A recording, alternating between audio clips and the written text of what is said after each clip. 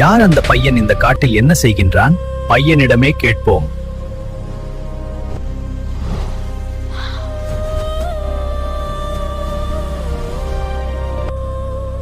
எங்கு வந்தாய் நீ?